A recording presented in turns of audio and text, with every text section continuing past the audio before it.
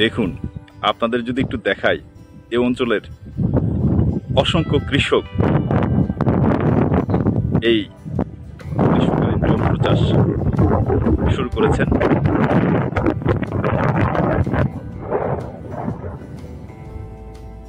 ইনশাল্লাহ আমরা ধারাবাহিকভাবে এই অঞ্চলের এই গ্রীষ্মকালীন টমেটো চাষ প্রতিবেদন করব। আমাদের চ্যানেলটিকে সাবস্ক্রাইব করে আমাদের সাথেই থাকুন। ইনশাল্লাহ আমাদের এই প্রতিবেদনগুলো দেখে আপনি নিজেই চারা তৈরি থেকে শুরু করে একদম টমেটো উৎপাদন পর্যন্ত কারো সহযোগিতার প্রয়োজন আপনি নিজেই করতে পারবেন। এই মুহূর্তে দেশ ও দেশের বাইরে থেকে যারা আমাদের প্রতিবেদনটি দেখছেন তাদের সবাইকে প্রীতি ও শুভেচ্ছা দিয়ে আজকের প্রতিবেদনটি শুরু করছি। সম্মানিত দর্শকবিন্দু, আমরা এখন রয়েছি নেত্রকোনার কুনিয়াতে। এখানের একজন স্মার্ট শিক্ষিত কৃষি উদ্যোক্তা জনাব রানা ভাই প্রায় 1 বিঘা জমিতে গ্রীষ্মকালীন টমেটো চাষ করেছেন। আজ আমরা তার এই টমেটো চাষের প্রজেক্টটি ঘুরে দেখব এবং কিছু তথ্য জানার চেষ্টা করব। উনি এই চারাগুলো কি নিজেই তৈরি করেছেন, চারাগুলোর বয়স কত এবং কি ধরনের যত্ন করছেন, ম্যানেজমেন্টটা কিভাবে করছেন, এই ধরনের তথ্য আমরা তার কাছে আজকে জানবো। তো চলুন যাই, তার প্রজেক্টে আমরা ঢুকি। দেখুন, আপনাদের যদি একটু দেখাই কতটা সাজিয়ে গুছিয়ে ওনারা এই চাষাবাদটি করেন। বন্ধুরা, আমাদের এই ভিডিওগুলো দেখে যারা গ্রীষ্মকালীন টমেটো চাষ করবেন ভাবছেন, অবশ্যই কয়েকটা জিনিস মাথায় রাখবেন। সেটা হলো, আপনারা যে জমিটি নির্বাচন করবেন সেই জমিটি যেন উঁচু হয়, কোনো ধরনের জমিতে পানি না বাঁধে। দেখুন, এখানে কিন্তু গত 2-3 দিন ধরে প্রচণ্ড বৃষ্টিপাত হচ্ছে, তারপরেও তার জমিতে একটু পানি জমেনি। এই বিষয়টা মাথায় রাখতে হবে এবং বেডগুলো যে করবেন যেন উঁচু হয়। আর পলিথিন এরকমভাবে লাগাবেন উপর দিয়ে, শেডের উপর দিয়ে, যেন সাধারণ বৃষ্টিতে কিংবা সাধারণ বাতাসে কোনো ধরনের ক্ষতিগ্রস্ত না হয়। দেখুন, এটা রানা ভাই শেডটার অবশ্যই একটু পুরনো। গতবারও উনি এই শেডে টমেটো চাষ করেছিলেন। দেখুন প্রত্যেকটা গাছ কতটা সুস্থ সবল প্রাণবন্ত। উনি নিয়মিত প্রজেক্টে আসেন, কাজ করেন। এই গ্রীষ্মকালীন টমেটো চাষের বিষয়টাই এরকমই, প্রতিদিন নিয়মিত এগুলো দেখাশোনা করতে হয়। একটা গাছে যদি কোনো ধরনের ভাইরাস কিংবা ছত্রাক আক্রমণ করে এগুলো উঠিয়ে ফেলতে হয়। বেশি আক্রমণ করলে কীটনাশক অথবা বালাইনাশক স্প্রে করতে হয়। এই বিষয়গুলো সবসময় মাথায় রাখতে হবে। দেখুন গাছগুলোর গ্রোথ দেখুন, খুবই সুন্দর হয়েছে, অসাধারণ। একটা গাছেও কোনো ধরনের রোগবালাই নেই। এই জন্য এই গাছগুলো নিয়মিত পর্যবেক্ষণ করতে হবে, কখনো গ্যাপ দেওয়া যাবে না। খুবই একটা সেনসিটিভ চাষাবাদ এটা।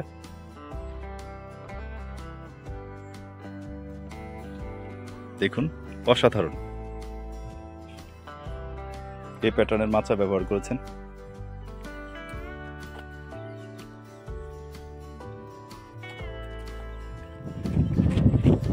রানা ভাই কেমন আছেন আপনি? আলহামদুলিল্লাহ। তো আপনার প্রজেক্টটা দেখে তো আরো মনটা ভালো হয়ে গেল। এত সুন্দর একটা সাজিয়ে গুছিয়ে প্রজেক্টটা শুরু করছেন। আপনার তো গত বছরে এখানে টমেটো চাষ করছিলেন। গত বছরের হালাকিকত কেমন ছিল, মানে কেমন, মানে লাভ লস কেমন ছিল? লাভ হয় না, তেমন খুব একটা লাভ হয়নি, লস হয়নি। ও আচ্ছা আচ্ছা আচ্ছা। তো এইবার আপনি এই যে চাষাবাদ করতেছেন, আপনি দেখতেছি প্রায় 1 বিঘার মতো একটা প্রজেক্ট সাজাইছেন। এই প্রজেক্টে এখন আপনার যে চারাগুলোর বয়স কেমন? এই চারাটির বয়স আমার খেতে আনার বয়স 15 দিন। 15 দিনে লাগাইছেন? 15 দিন হয়েছে লাগাইছেন। এই চারাগুলো কি গ্রাফটিং চারা সব আপনি নিজেই তৈরি করছেন? হ্যাঁ, নিজে তৈরি করছি। ও আচ্ছা আচ্ছা। আপনি যেহেতু নিজেই তৈরি করছেন, আপনার কাছে একটা জিনিস জানতে চাচ্ছি, এই যে বীজ, তারপরে আপনার এই ধরনের যে সামগ্রিকগুলো আছে, সার্বিক যে, এগুলো আপনার কোথা থেকে কালেকশন করেন?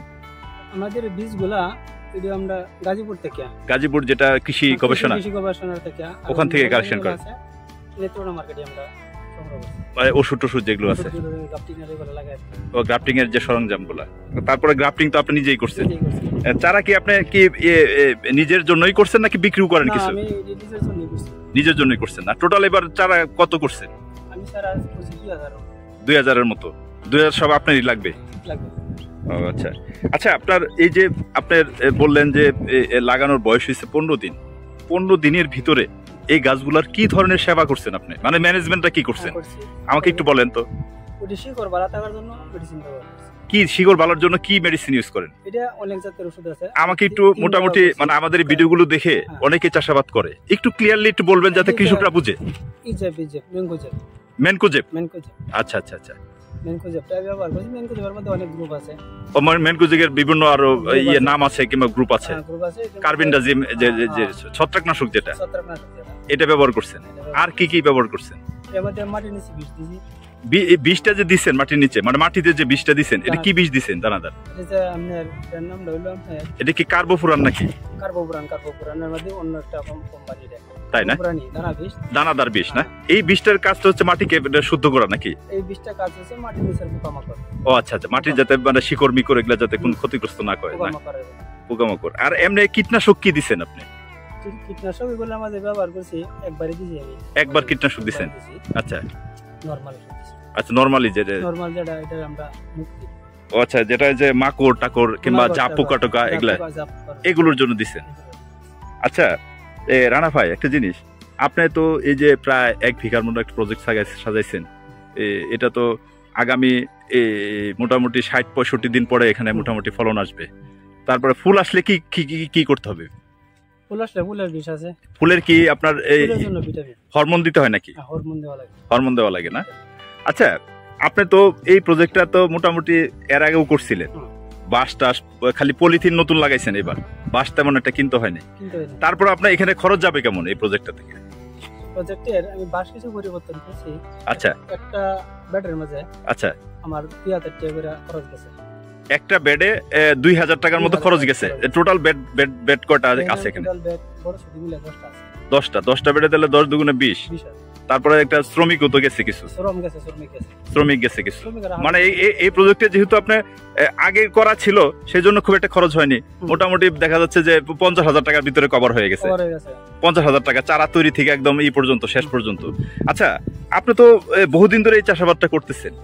না, আমি চাষাবাদটা বহুদিন ধরে করি না, আমি 3 বছর ধরে করতেছেন। আচ্ছা, তাহলে বোঝা যাচ্ছে যে এই এতটুকু জায়গাতে আপনার যদি ফলন টলন আসে, কি পরিমাণ আসতে পারে?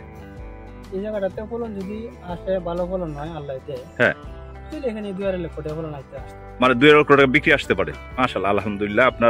আমরা আপনার জন্য শুভকামনা করি, আপনার মনে আশা পূর্ণ হোক এবং আপনার প্রকৃতি পরিবেশ যেন আপনার অনুকূলে থাকে। আচ্ছা, মানে এখানে বোঝাচ্ছে যে নিজেকেও শ্রম দিতে হবে। নিজে যদি শ্রম দেওয়া যায়, শ্রম গ্রাম দেওয়া যায়, তাহলে কিছুটা লাভ বের করা যাইতে পারে। নিজের শ্রমটা দেয় যদি কেউ কিছু করে, হ্যাঁ, কামলা না দেয়া, হ্যাঁ, তাহলে তার কাছে লাভবান হবে। মানে এই কামলা টামলা যদি একটু কমায় দেয়া, নিজেই যদি শ্রম দিতে পারে, তাহলে কিছুটা লাভবান হবে। আচ্ছা আচ্ছা আচ্ছা, আমি কার্ডটা আরেকখানা যদি কামলা দিয়ে আমি আরেকবার টাকা তো যায়, শিখে তো, তাহলে হেলা প্রমাণ আমার কার্ডটা।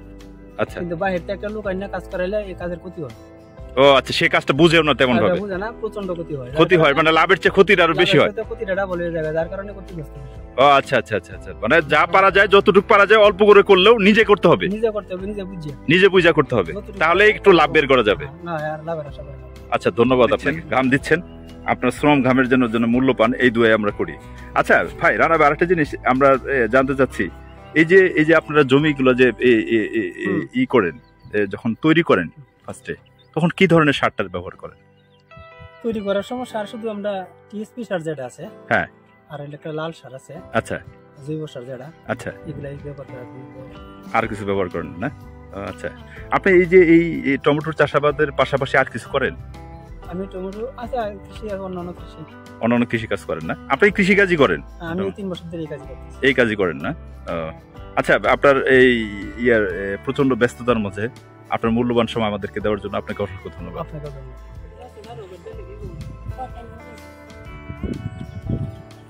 দেখুন মিস্টার রানা খুবই পরিশ্রমী এবং মেধাবী একজন কৃষি উদ্যোক্তা। উনি বেশ কিছুদিন দেশের বাইরেও ছিলেন। দেশের বাইরে থেকে এসে উনি এই কৃষিকাজ শুরু করেন। গত বছর করেছিলেন, এর আগের বছরও করেছিলেন, তখন খুব একটা সুবিধা করতে পারেননি। তবে এইবার সে আশাবাদী, এইবার বেশ একটা ভালোই মুনাফা হবে। তবে বন্ধুরা, আপনাদের জ্ঞাতার্থে একটা কথা বলছি, অবশ্যই আপনারা এই কৃষিকাজটা যারা করবেন জেনে বুঝে হিসাব করে করবেন। নিজেরা যদি শ্রম দিতে পারেন, ঘাম দিতে পারেন, তাহলে এই কৃষিকাজটি করেন। কারণ এই গ্রীষ্মকালীন টমেটো চাষটা অনেকটা ব্যয়বহুল একটা চাষাবাদ, অনেক খরচের বিষয় আছে। সম্মানিত দর্শকবৃন্দ, এতক্ষণ ধৈর্য ধরে আমাদের সাথে থাকার জন্য আপনাদেরকে অসংখ্য ধন্যবাদ। বন্ধুরা, এরকম তথ্যমূলক ভিডিও পেতে আমাদের চ্যানেলটিকে সাবস্ক্রাইব করে রাখুন।